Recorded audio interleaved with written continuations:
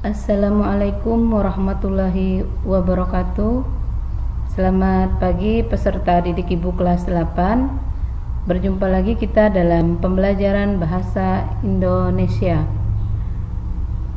Untuk mengawali pelajaran, marilah kita sama-sama mengucapkan basmalah.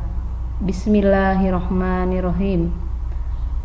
Tujuan pembelajaran kita adalah peserta didik dapat memahami jenis-jenis teks eksposisi. Di minggu kemarin Ibu juga sudah menjelaskan dua jenis-jenis teks eksposisi. Nah, untuk hari ini Ibu akan menjelaskan 4 jenis teks eksposisi, melanjutkan materi kita sebelumnya.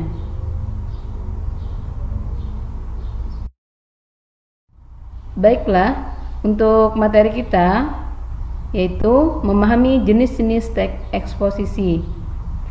Nah, jenis-jenis teks eksposisi yang ketiga yaitu adalah ilustrasi.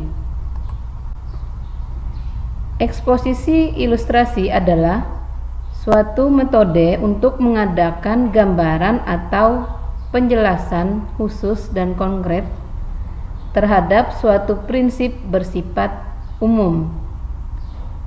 Penulis akan menjelaskan suatu gagasan secara jelas sehingga pembaca tidak kebingungan dalam memahami gagasan tersebut.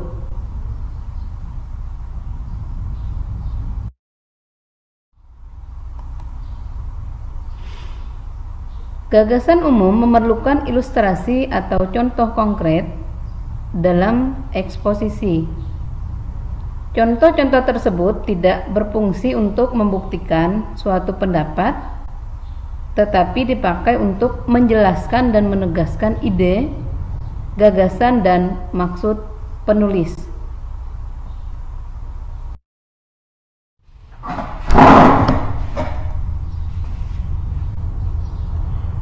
Eksposisi ilustrasi merupakan metode yang sering digunakan karena tidak menampilkan sesuatu yang umum secara abstrak atau kabur. Akan tetapi, eksposisi ilustrasi itu menunjukkan contoh-contoh nyata dan konkret. Perhatikan contoh untuk yang ilustrasi, yaitu fenomena alam yang terjadi dan bisa menyebabkan terjadinya abrasi. Salah satunya adalah pasang surut air laut. Kondisi pasang air laut bisa menyebabkan kawasan pantai menjadi terkikis dan tergerus.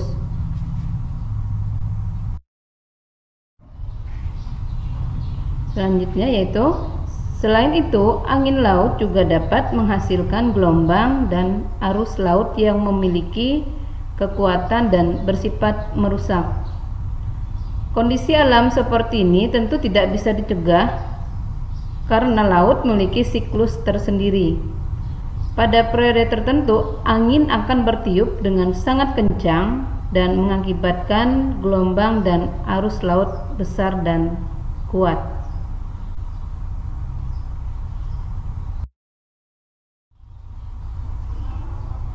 Selain faktor alam, faktor manusia juga berpengaruh terhadap terjadinya abrasi. Manusia seringkali melakukan berbagai hal atau kegiatan yang menyebabkan terjadinya ketidakseimbangan ekosistem wilayah laut. Ketidakseimbangan ekosistem laut ini terjadi karena eksploitasi besar-besaran terhadap hasil-hasil laut. Kekayaan laut tersebut meliputi pasir, ikan, terumbu karang, dan makhluk hidup lainnya yang ada di dalam laut. Nah, yang Ibu bacakan paragraf tadi itu adalah bagian dari ilustrasi. Jenis teks eksposisi yang keempat yaitu adalah klasifikasi. Metode klasifikasi merupakan sebuah metode yang bersifat alamiah untuk menampilkan pengelompokan sesuai dengan pengalaman manusia, barang, hal, atau gagasan yang dikenal melalui pengalaman dapat tersusun secara sistematis.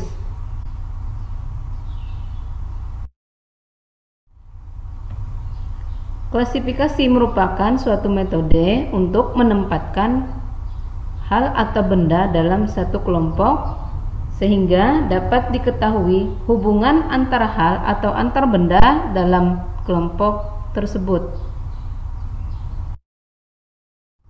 Ibu akan memberikan contoh teks atau paragraf yang disebut dengan klasifikasi, yaitu pencemaran air adalah pencemaran badan air seperti lautan, laut, danau, sungai, air tanah, dan lainnya yang biasanya disebabkan oleh aktivitas manusia. Perubahan dalam sifat fisik, kimia, atau biologis air akan memiliki konsekuensi yang merugikan bagi organisme hidup.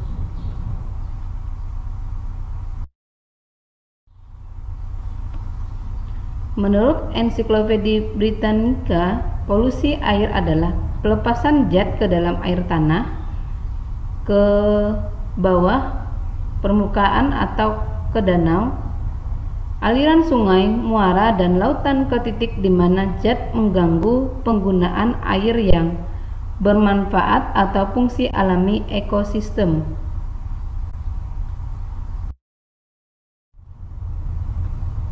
Dikutip dari Natural Resources Defense Council, polusi air adalah ketika zat-zat berbahaya atau bahan kimia atau mikroorganisme mencemari aliran sungai, danau, lautan, atau badan air lainnya, sehingga menurunkan kualitas air dan menjadi beracun bagi manusia dan lingkungan. Pencemaran air mengakibatkan krisis air tawar, mengancam sumber-sumber air minum dan kebutuhan penting lainnya bagi manusia dan makhluk lainnya.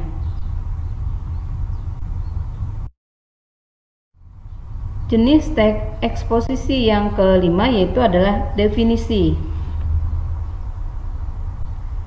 Pengertian definisi dapat ditinjau dari bermacam-macam sudut.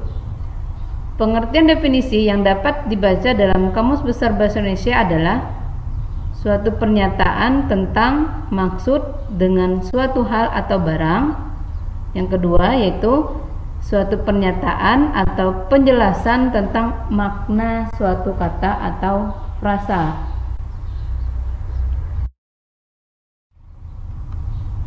Definisi dapat pula berarti suatu proses yang berusaha meletakkan batas-batas penggunaan sebuah kata. Definisi mencakup pembatasan pengertian suatu barang atau hal yang didefinisikan. Perhatikan contoh berikut untuk definisi.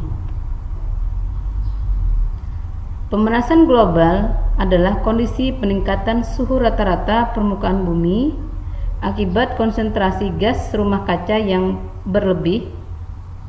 Demikian pengertian pemanasan global menurut Natural Resources Defense Council. Dampak pemanasan global juga menurunkan kualitas hidup manusia. Penyebab pemanasan global terdiri dari berbagai sumber. Artikel pemanasan global ini akan membahas pengertian global warming, penyebab, dampak, dan cara mengatasinya. Pemanasan global tidak dapat dilepaskan dari fenomena pencemaran udara di dunia.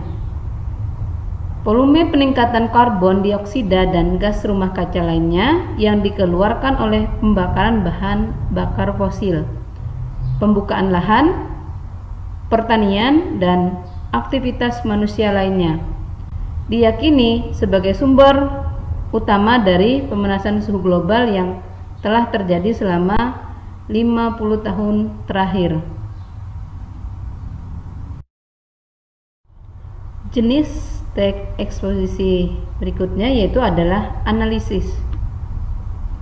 Analisis adalah suatu cara membagi-bagi suatu subjek ke dalam komponen-komponennya. Eksposisi analisis dibagi menjadi analisis kasual dan analisis proses.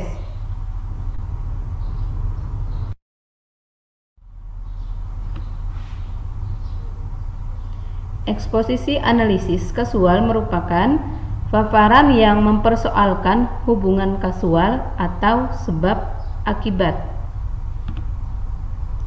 Sedangkan eksposisi analisis yaitu adalah proses atau sebuah metode analisis yang berusaha menjawab pertanyaan bagaimana sesuatu bekerja dan bagaimana sesuatu terjadi. Perhatikan contoh untuk jenis teks eksposisi analisis. Proses terjadinya abrasi karena faktor alam disebabkan oleh angin yang bertiup di atas lautan yang menimbulkan gelombang dan arus laut sehingga mempunyai kekuatan untuk mengikis daerah pantai. Gelombang yang tiba di pantai dapat menggetarkan tanah atau batuan yang lama-kelamaan akan terlepas dari daratan.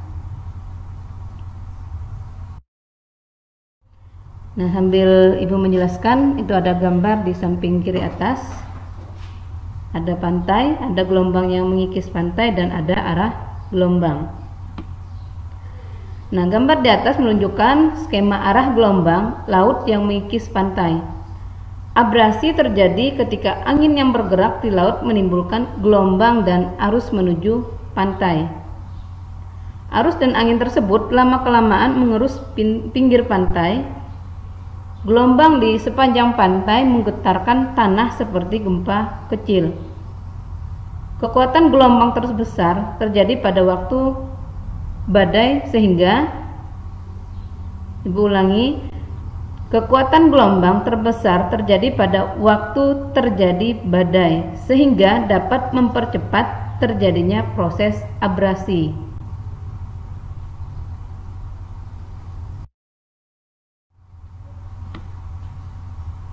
Selain faktor alam, abrasi juga disebabkan oleh faktor manusia. Misalnya, penambangan pasir.